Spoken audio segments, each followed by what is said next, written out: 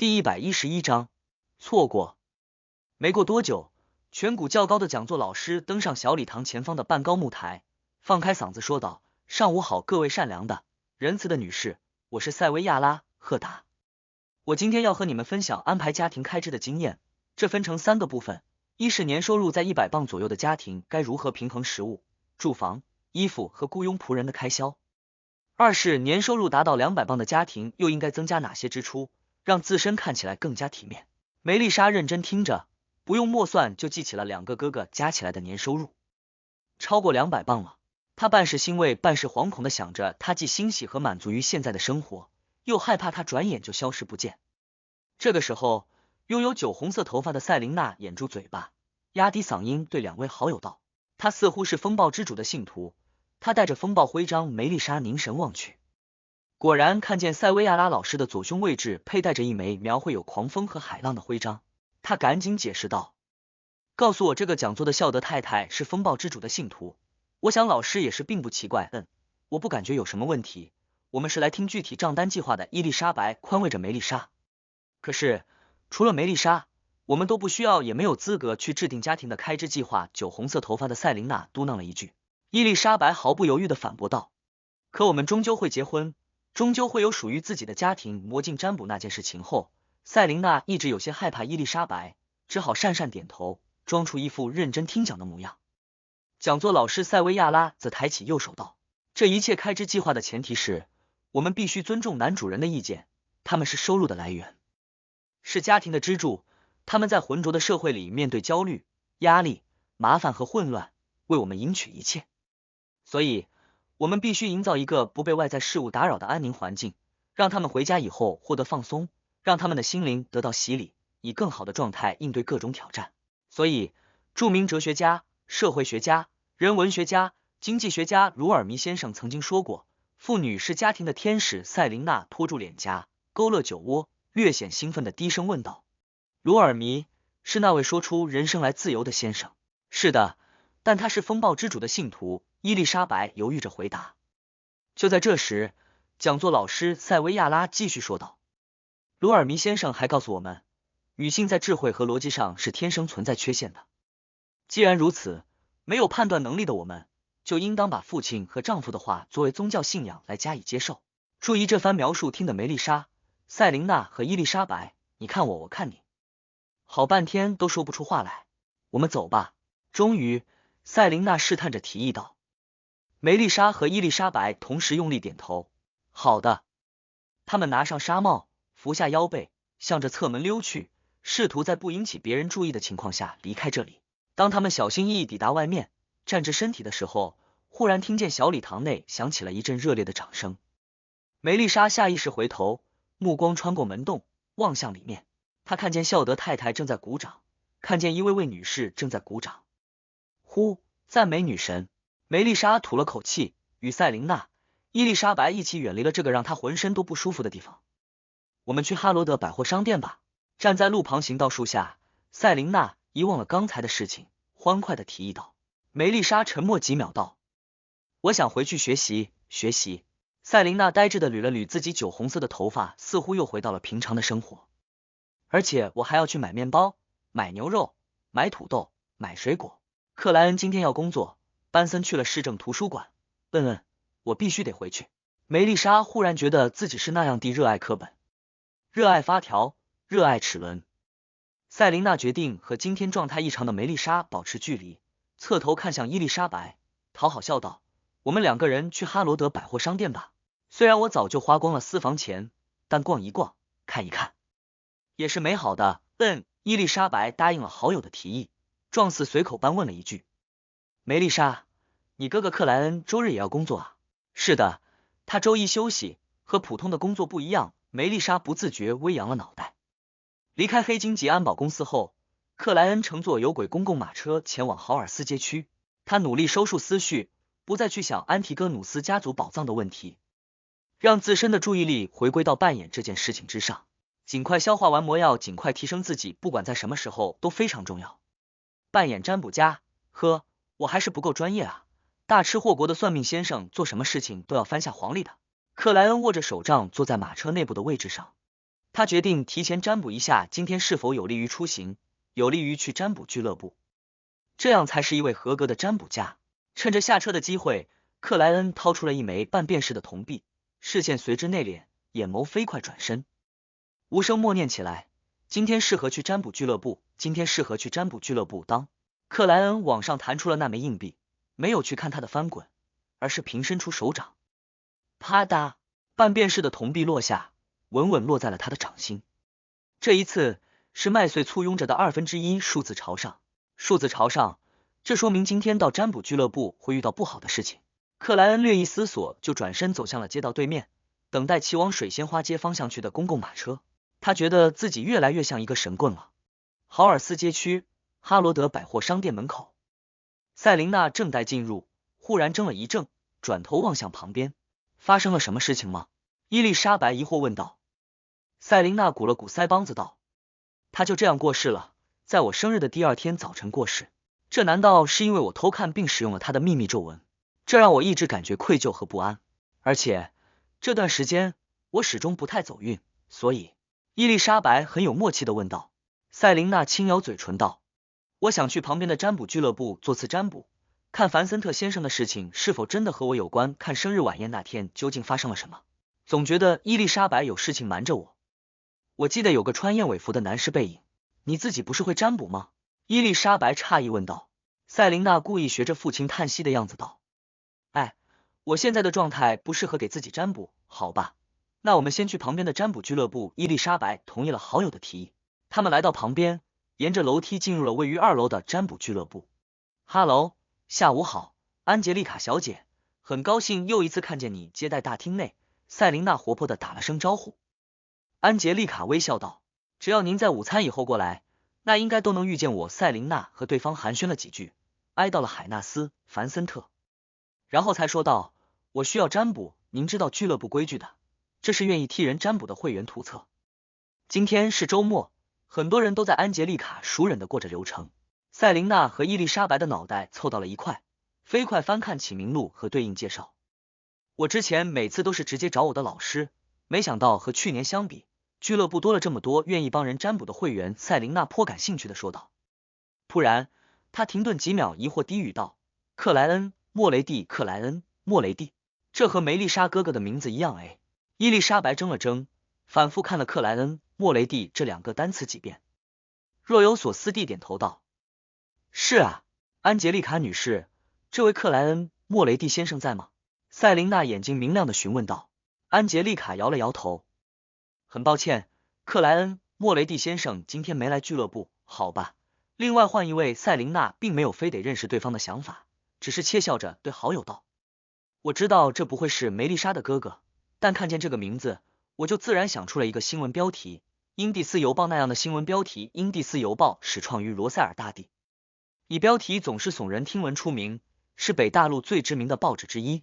伊丽莎白不太专心的问道：什么标题？赛琳娜清了清喉咙道：是道德的败坏，还是社会的问题？历史系大学生竟沦落到周末帮人占卜维持生活。第112章，阿兹克的解释。贝克兰德皇后区，奥黛丽·霍尔坐在阴凉角落里的吊椅上，望着阳光底下怒放的一丛丛鲜花，思考起福尔斯·沃尔请求帮忙的那件事情。据格莱林特子爵核实，真有那么一位叫做休·迪尔查的少女被关押在贝克兰德北区的临时监牢里。她的罪名是因财产纠纷严重伤害了一位体面的绅士，让对方至今仍躺在医院的床上，也许再也站不起来了。对此，福尔斯的解释是，那位绅士并非好人，他是贝克兰德东区的黑帮头目，以高利贷为生。事情的起因是，某位借贷者发现利息比自己预想的高几倍，就算破产都无法偿还后，在与那位绅士协商无果的情况下，找到了附近小有名气的仲裁者休·迪尔查，希望他能说服对方免除不合理的部分。那位绅士并没有服从休·迪尔查的裁决，甚至威胁当晚就要抓走借贷者的妻子和儿女。于是休·迪尔查改变了说服的技巧，采用了物理的手段，一个不小心就造成了严重伤害。格莱林特子爵调查了事情的经过，确认福尔斯·沃尔的描述属实，也确认那位黑帮头目失去了对手下的控制，并且在某人半夜的拜访后免除了借贷者的债务。向检察官出具了原谅休·迪尔查的声明，但严重伤害的案件并非受害者不想追究就不会被起诉。格莱林特希望用正常的办法解决，派人咨询了熟悉的大律师，对方说有把握只是轻判，但无罪辩护的难度很高，除非当事人能拿到精神有问题或者心智发育不健全的医疗证明。奥黛丽无声自语，倾向于好友的意见。对他来说，最为重要的是不要和福尔斯、沃尔和休·迪尔查有明面上的关系。经过塔罗会这件事情后，奥黛丽觉得自己不再是天真无知的少女了。明天晚上在沃尔夫伯爵家有一场舞会，到时候告诉格莱林特，按照大律师的意见去做。奥黛丽微微点头，做出了决定。在鲁恩王国，律师分为大律师和事务律师，后者负责不用上庭的事务，比如搜集证据、与当事人谈话、帮人拟定遗嘱、监督财产分配和提供法律咨询服务等种种事情。当然，他们也可以代表当事人出席最初级的治安法庭，为简单的案件辩护。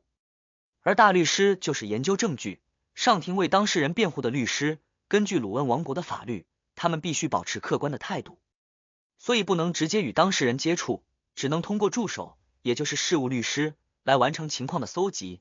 他们每个人都是真正的法律专家，拥有出众的口才和极高的辩论水平。恢复了轻松的奥黛丽用藏身黑暗、窥视光明的姿态看着外面姹紫嫣红的花朵，油然想到了一件事情：精神有问题或者心智发育不健全的医疗证明。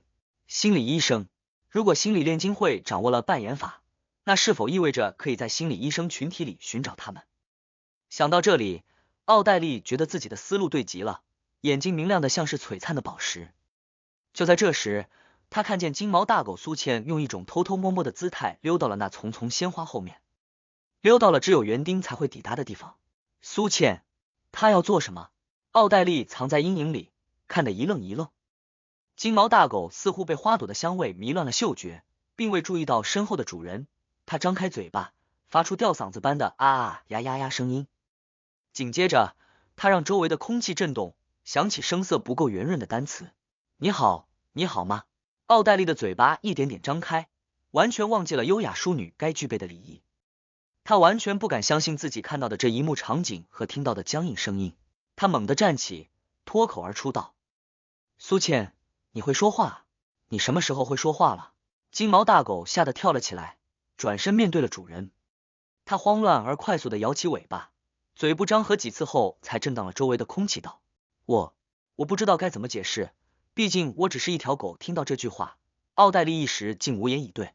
周一上午，休假的克莱恩按照预定的计划复习和巩固了神秘学的知识，然后乘坐公共马车前往了霍伊大学。他要多接触阿兹克先生，看对方究竟知道些什么。属于历史系的3层灰石小楼里，克莱恩与导师科恩·昆汀闲聊了一阵，交流着与霍纳奇斯主峰古代遗迹相关的事情。没有额外收获的他，趁导师去办事的机会，进入斜对面的办公室，走到了留守的阿兹克教员桌子旁。阿兹克先生，能和您聊一聊吗？他望着那位肤色古铜、五官柔和、右耳下方有颗小痣的教员，脱帽行了一礼。褐眸藏着难以言喻沧桑感的阿兹克整理了下书籍道：没问题，我们去霍伊河边走走吧。好的。克莱恩提着手杖，跟随对方离开了3层灰石小楼。沿途之上，两人都保持着沉默，谁也没有开口说话。当流淌的河水映入眼帘，当周围不再有来往的老师和学生时，阿兹克顿住脚步，半转身体，面向克莱恩道：你找我有什么事情吗？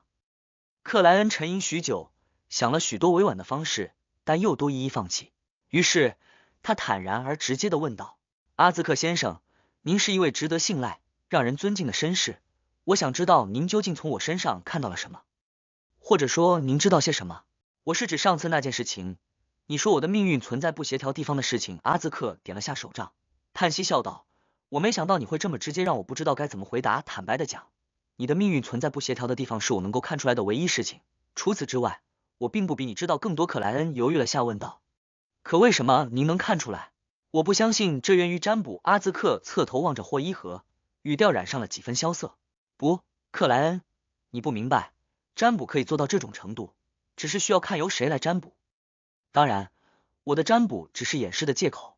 有些人总是特殊的，天生具备一些奇怪的能力，而我应该就是这样的人。应该。克莱恩敏锐把握到了对方用词的问题。是的，我也不知道我是否是天生具备，或许那样能力的代价就是遗忘自己。遗忘过去，遗忘父母。阿兹克的眸光略显忧伤地注视着河面。克莱恩越听越是迷糊。遗忘过去，阿兹克没有笑意地笑了笑道，在进入贝克兰德大学历史系之前，我失去了绝大部分记忆，仅仅记得自己的名字和基本的知识。还好我有身份证明，否则只能成为流浪汉。这么多年里，我根据身份证明寻找过我的父母，但都没有收获。哪怕我能看到命运的一角，而在大学那几年里，我逐渐发现我具备一些奇特的能力，超乎常识范畴的能力。克莱恩听得很是专注，脱口问道：阿兹克先生，您为什么会失忆？不，我的意思是，您有在现场发现失忆的原因吗？他怀疑阿兹克先生是失忆的生命学派成员，甚至是地位不低的中序列成员，这是怪物对应的，出过先知的，以师徒相传为主的隐秘组织。阿兹克沉重地摇了摇头，没有，仿佛睡了一觉，我就遗忘了过去。他拿着手杖，又往前走了几步，边走边说道，离开贝克兰德后，我开始做梦，梦见了许多奇怪的事情。梦，我擅长解梦。进入专业领域的克莱恩当即问道，是什么样的梦？阿兹克含糊着低笑了一声，很多不同的梦，有时候我会梦见黑暗的陵寝内部，梦见一具具古老的棺材，里面的尸体趴着，背后长出了一根根白色的羽毛。有时候我梦见我是一名穿全身盔甲的骑士，端着3米的长枪冲向了敌人。有时候我梦见我是一个领主，有着丰饶的庄园，有着漂亮的妻子和3个孩子。有时候我梦见我是流浪汉，淋着雨走在泥泞的路上，又冷又饿。有时候我梦见我有个女儿，和之前那几个孩子不一样的女儿，她长着柔顺的黑发，喜欢做我亲手做的秋千，总是向我讨要糖果。有时候我梦见我站在绞刑架旁，冷冷地仰望着上面飘荡的尸体。听着阿兹克的一语，克莱恩发现自己竟然无法解读对方的梦境，因为不同梦境的象征是相反的、矛盾的。阿兹克收回视线，嗓音不再飘忽道，南方的费内波特王国信仰大地母神，而大地母神的教会宣扬着一个理念，他们认为每个生命都是植物，汲取着大地的养分，缓慢的成长、繁盛和衰败，等到凋零，这些生命就会坠入大地，回到母亲的怀抱，而来年又会重新生长出来。花开花落，一年又一年，生命也是这样，一世又一世。有的时候我很愿意相信这个说法，相信我因为本身的特殊，能梦见上一世，在上一世的片段。说到这里，他望向克莱恩叹息道，这些事情我连科恩都没有讲过，之所以告诉你，是因为我。阿兹克顿了下笑道，很抱歉，我刚才的描述不够准确，你的命运存在不协调的地方，并不是我能够看出来的唯一事情。我还看出了另外一件事情，克莱恩，你已经不是正常人了，你拥有超凡的、奇怪的能力，和我很像。第113章，请求。阿兹克先生能看出我是非凡者，他的能力还真是厉害啊。克莱恩怔了一下，坦然回答道，是的。他想了想，又补充了一句，因为韦尔奇和纳亚那件事情果然和我猜想的一样。阿兹克叹息一声道，那次来学校询问我和科恩的警察里，就有2名具备超凡能力的人，那应该是队长和伦纳德。韦尔奇的案子是他们接手的。克莱恩微不可见点头，没有插话。阿兹克微扬了下手杖道，你应该已经进入了那个圈子，我希望你能帮助我找到我来历的线索，这不需要你特意去做，遇到的时候记住就行了。说到这里，他泛起了一抹苦笑，除了你，其他具备超凡能力的人我都不认识。你永远无法想象一个没有过去的人会有怎样的情绪，那就像是漂泊在大海上的船只，最可怕的事情不是遇到暴风雨，而是找不到港口，找不到抵达陆地的航线，只能一次又一次的迎接灾难，永远没有尽头，永远感觉不到平静和安全。不，阿兹克先生，我很能理解你的感受，因为我也是同样的人。幸运的是，我有原主的记忆碎片，我有班森和梅丽莎。克莱恩无声回答了一句，转而问道，阿兹克先生，拥有如此神奇能力的你，为什么不自己进入类似圈子，自己寻找有用的线索？阿兹克看着克莱恩的眼睛，自嘲一笑道，因为我害怕危险，害怕死亡。他叹息着道，我习惯了现在的生活，也喜欢这样的生活，不想也没有勇气去冒险，只能拜托你了。克莱恩没再多说，承诺道，如果能遇见相关的线索，我会特别注意的。好了，我们该回办公室了，等科恩办完事情回来，一起去享用午餐，你还记得吧？学校里的东拜朗餐厅相当不错，呵，我请客。阿兹克扬起手杖，指着来时的方向。抱歉，我真的不记得，读大学的时候原主哪有钱去东拜朗餐厅？即使韦尔奇他们请客，他也会拒绝这种相对奢侈的地方。克莱恩按了下帽子，跟着阿兹克返回了历史系的3层灰式小楼。走了几步，阿兹克忽又开口道：学校里的事情忙完了，我将迎来我的暑假，你之后可以到我的家里做客，或者写信给我。克莱恩点了点头，随意闲话道：阿兹克先生，我还以为你会去迪西海湾度假，不，现在的南部太炎热了，我并不喜欢所谓的日光浴。你看我的肤色，很容易就被晒黑，相比较而言，我宁愿去岭东郡，去福萨克帝国的北方，滑雪，看风景，钓海豹。拥有古铜色皮肤的阿兹克微笑回答。我也想。刚入职的职业者克莱恩露出了艳羡的神色。用过午餐，回到家中，他小睡片刻，开始复习和研究符咒、护身符的进阶知识，希望能尽快掌握它们，制作出能勉强用于战斗，能初步帮助到自身的产品。下午3点还差几分钟的时候，克莱恩收拾好物品，用灵性之墙密封了卧室。灰屋之上，恢宏雄伟的神殿中，古老而斑驳的青铜长桌静静安放。笼罩着浓郁灰白雾气的克莱恩端坐上手，看着依然模糊不清的正义和倒吊人出现于他们固定的席位处。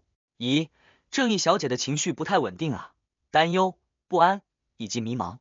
早开启了灵视的克莱恩仅仅扫了一眼，便察觉到塔罗会唯一女性成员的异常。奥黛丽·霍尔现在的心情简直无法用语言来描述。苏茜突然会开口说话的事情给了他强烈到极点的冲击。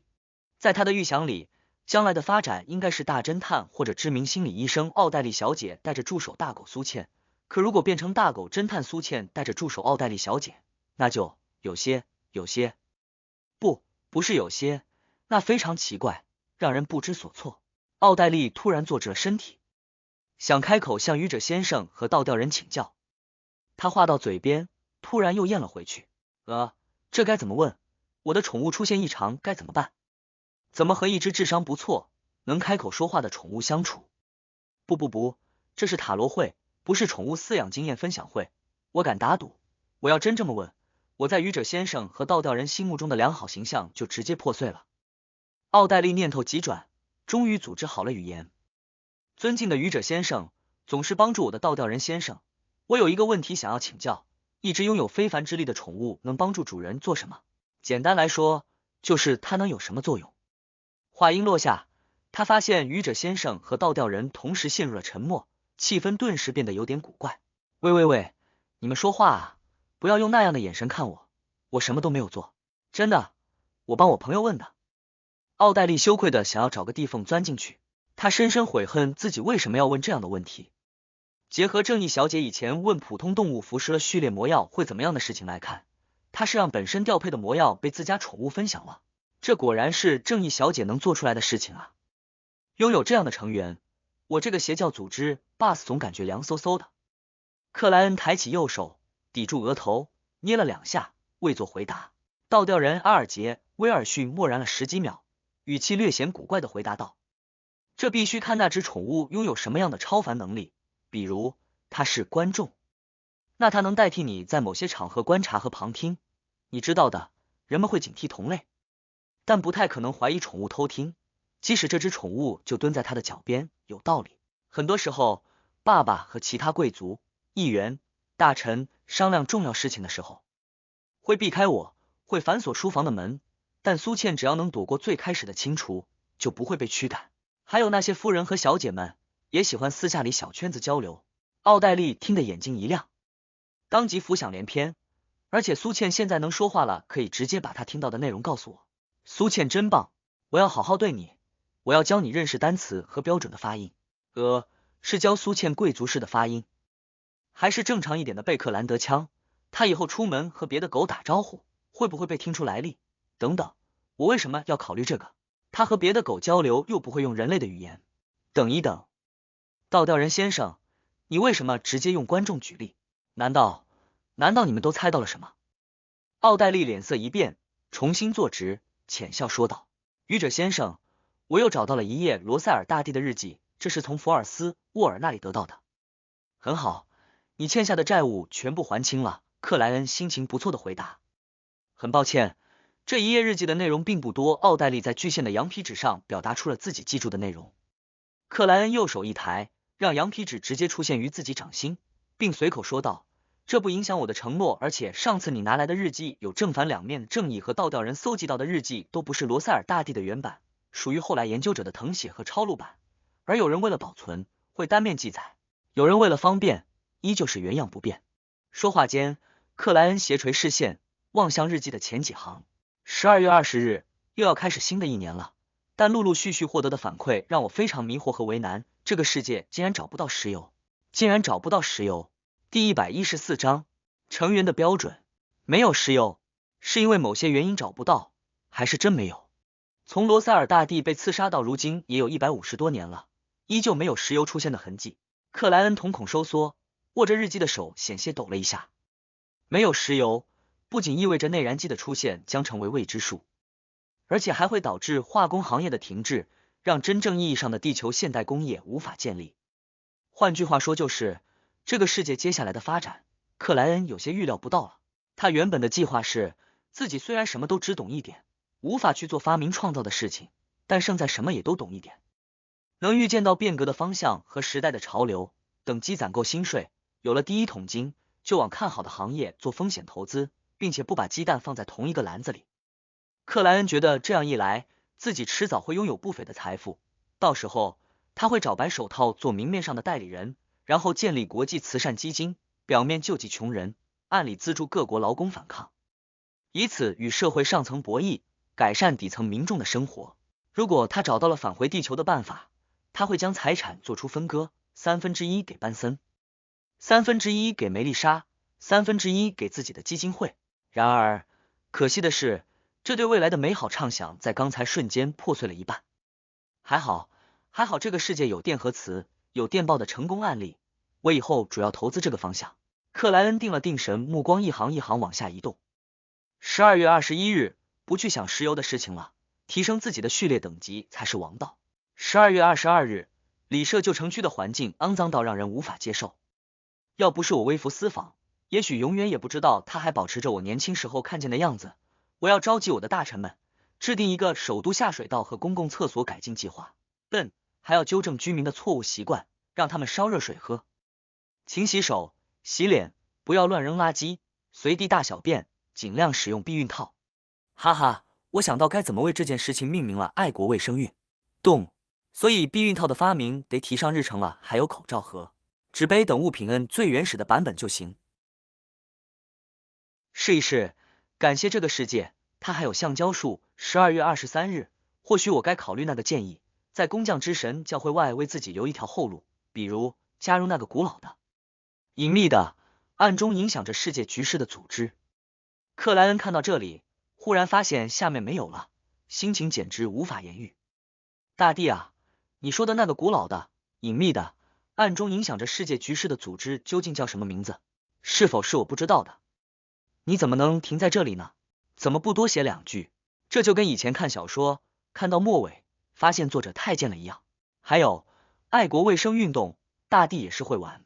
这页日记的内容应该定位在他成为英蒂斯共和国执政官之后，说不定都自称凯撒大帝了。我得回去翻一翻书，翻一翻外国历史教材，看英蒂斯的首都下水道和公共厕所改进计划出现在哪一年。沉默10几秒，克莱恩收敛思绪，让手中的日记直接消失道：你们可以交流了。奥黛丽松了口气，调整状态，成为观众，浅笑着道：我想知道是否有序列魔药的名称是仲裁者，另外什么样的非凡者能直接穿过木门，或者让反锁无效？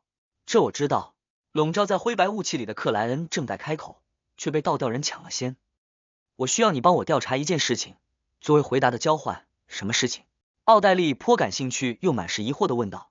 阿尔杰望了愚者一眼，沉吟着说道：我想知道国王是否有意在今年内或者明年6月前报复福萨克帝国，在拜朗东海岸开启新的战争。塔罗会目前的通用语是鲁恩语，是基于第一次聚会时三方的口音确定的，所以阿尔杰知道正义小姐是鲁恩王国的贵族，而他也相信正义小姐知道自己是鲁恩人。至于愚者，阿尔杰认为他表现的鲁恩特色只是伪装，便于交流的伪装。从那次仪式魔法后，阿尔杰不知不觉开始用它来尊称愚者。奥黛丽回想着这段时日在各种社交场合看到的、听到的东西，因有些把握地点头道：“没有问题，但这需要足够的时间来确认，我可以等待倒吊人。”阿尔杰微笑道：“有愚者先生做见证，我相信你不会赖账。”奥黛丽看了眼灰雾里沉默而神秘的愚者，勾勒嘴角道：“但我认为这件事情的价值比我问的2个问题加起来还要高，等你确认了答案，我会视情况做出补偿。”阿尔杰早有准备般回答：“正义小姐，倒吊人先生，你们需要虚拟货币来衡量价值吗？”克莱恩含笑后靠，注视着两人。奥黛丽悄然松了口气，在心里为自己喝了声彩。太棒了，奥黛丽，你学会还价了。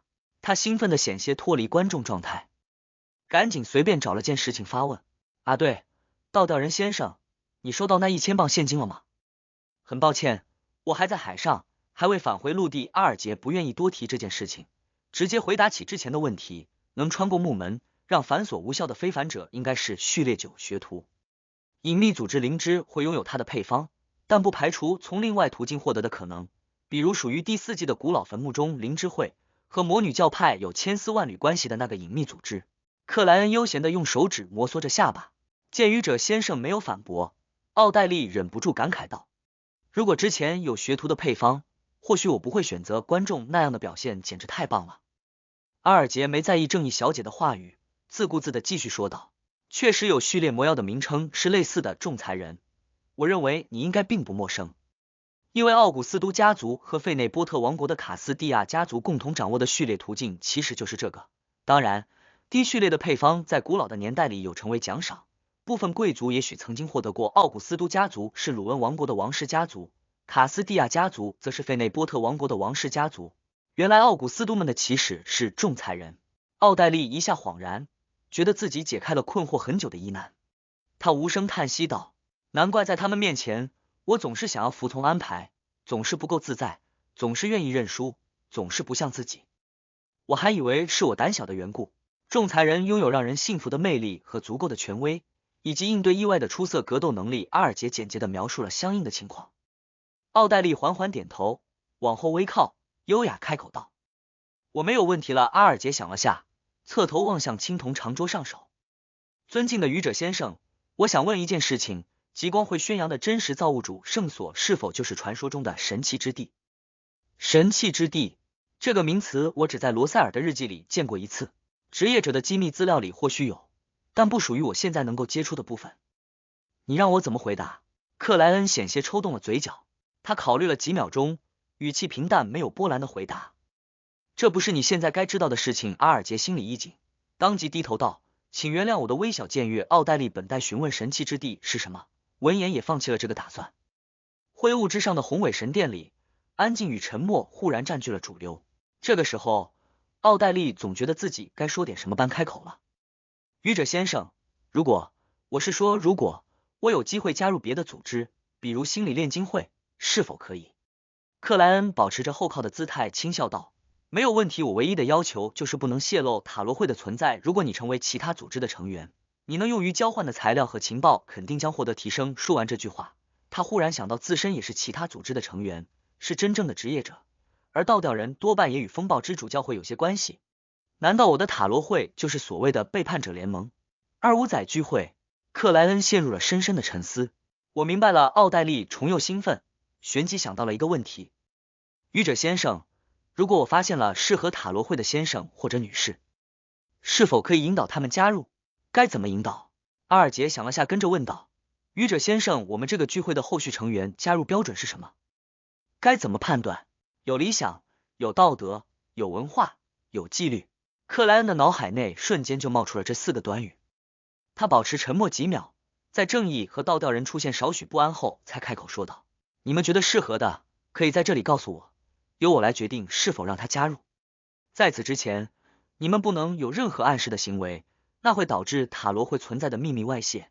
你们要记住，对非聚会成员而言。”克莱恩顿了顿，沉声说道：“没有我的允许，不得诵念我的名。第115章，诈骗犯。没有我的允许，不得诵念我的名。”当聚会结束好几分钟，回到自身卧室和船长室的奥黛丽、阿尔杰耳畔仿佛依旧在回荡愚者刚才的那句话。在他们印象里，神秘而强大的愚者先生要么轻松惬意，要么平静淡然，要么难以揣测，很少表现出这种庄严的居高临下的态度。而正是因为这样，他们两人才分外惊惧，发自内心的愿意服从。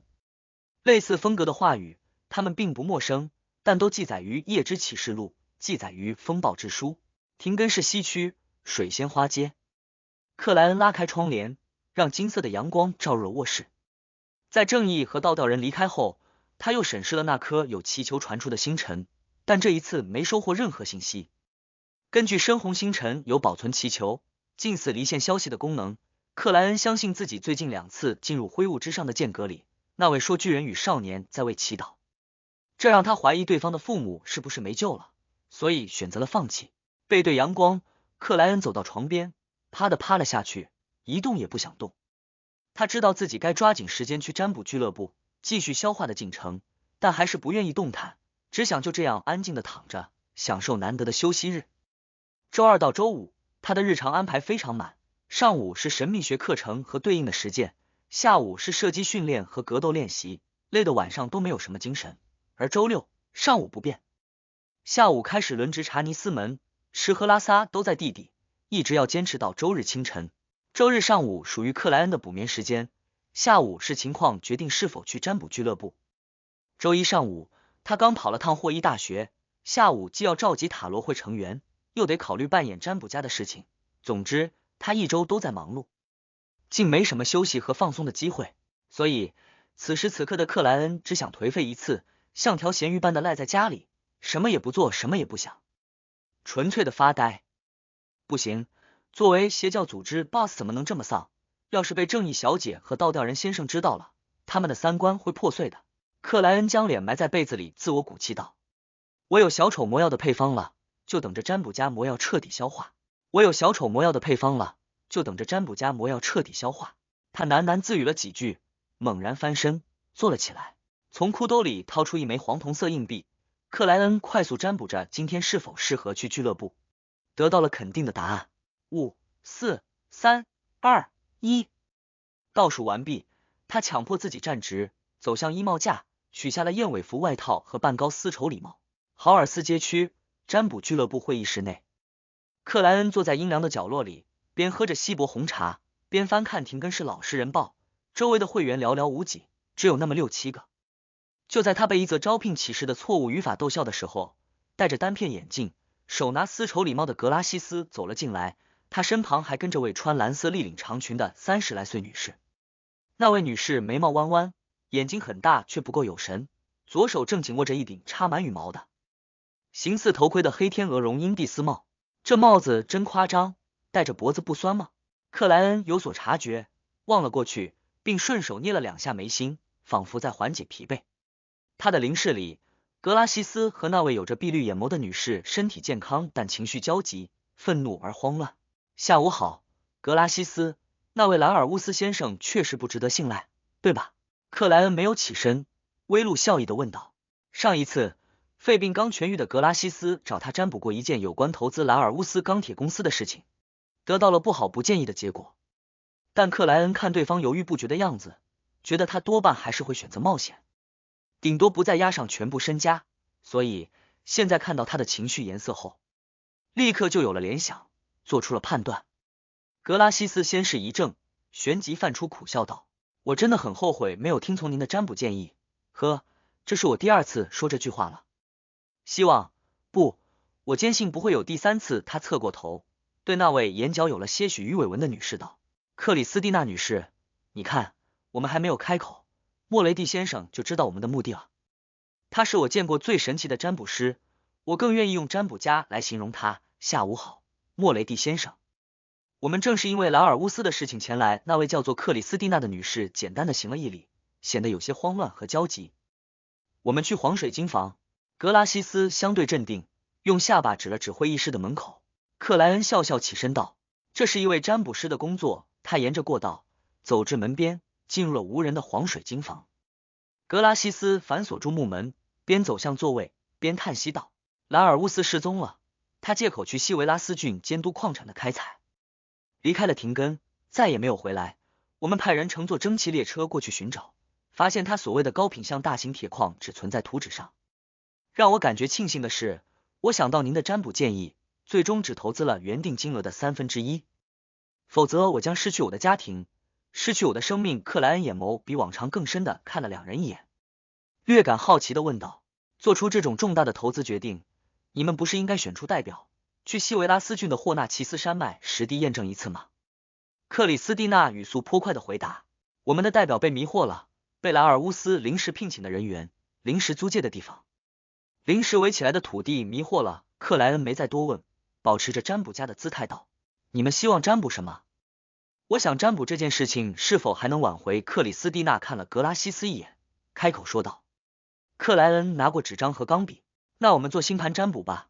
我问，你们回答一问一答间，克莱恩在对应位置标注上了雷鸣星座，标注上了各种情况的象征符号，完成了事件星盘。和普通人的星盘占卜比，他运用的元素更多，解读的方法更接近真实。于是，先生，你们现在正处于一个岔路口，如果贪婪、慌张、不知道节制，将更进一步坠入深渊，再也无法摆脱。但要是能忍耐、等待、坚持，不再贪心，会迎来转机，会看到阳光。克莱恩语速不快不慢的说道。我明白了。克里斯蒂娜缓缓颔首，想了下道：莫雷蒂先生，您能占卜出莱尔乌斯的下落吗？不，这恐怕不行。莱尔乌斯留下的资料大概率是假的，甚至连名字都可能不真实，这让我怎么占卜？除非你们能弄到他非常详细的真实信息，或者提供贴身的物品。克莱恩如实回答。克莱斯蒂娜沉默一阵，拿出一苏勒的纸币推给了克莱恩。我听格拉西斯提过，您是一位敬畏命运、不贪求金钱的真正占卜家。剩下的部分就算是给俱乐部的小费，感谢您给了我信心。他站起身，礼貌告辞，快步离开。不贪求金钱？不，我很庸俗的。克莱恩有点后悔之前装什么神棍了。目送克里斯蒂娜离开，格拉西斯关上房门，转回又问：真的没有办法吗？我刚才说的就是办法。克莱恩微笑后靠。唉，格拉西斯叹息了一声。莱尔乌斯卷走了超过1万镑的金钱，受害者超过100人。幸运的是，我只损失了50镑，只是失去积蓄，没有债务。而克里斯蒂娜女士投资了150镑，这对她来说并不是容易承担的金额。你们报警了吗？克莱恩听到1万镑这个数字，突然对那位诈骗犯先生充满愤慨之情。这样的金额，即使在贝克兰德也能做一名富翁了。只是单纯寻人，不知道警方会不会找职业者、代法者或机械之星帮忙。克莱恩思绪发散的想着。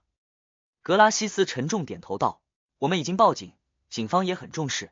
经过商量，我们愿意从追回来的金钱里拿出一部分作为悬赏。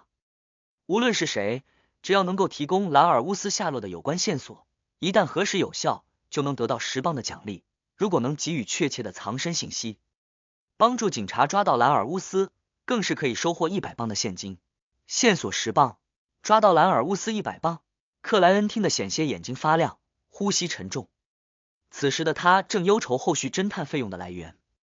这一周的额外薪税3镑加剩下的私房钱，刚好可以支付第二笔。但要是那位亨利侦探能在下周就完成2件委托，他的额外周薪就有点不够尾款部分了。差那么几苏勒，当然前提是这段时间没别的需要用到私房钱的地方。也许可以从警察那里得到兰尔乌斯的随身物品，但要是他真的已经离开廷根，也没有作用了。克莱恩一时又期待又叹息。接下来的1个半小时内，因为安杰丽卡的推荐，又有2人找克莱恩咨询。一位是为刚满1岁的小孩占卜，克莱恩直接画了出生星盘，说的对方心悦诚服，心满意足。另外一位是寻找物品，克莱恩用塔罗占卜结合梦境占卜给他锁定了大致的范围，这让他很是诧异，因为从未见过给予如此精确信息的占卜师。也许仅靠给人占卜就能攒够尾款缺少的部分。给予了小费的克莱恩戴上帽子，拿住手杖，边想边往俱乐部门口走去。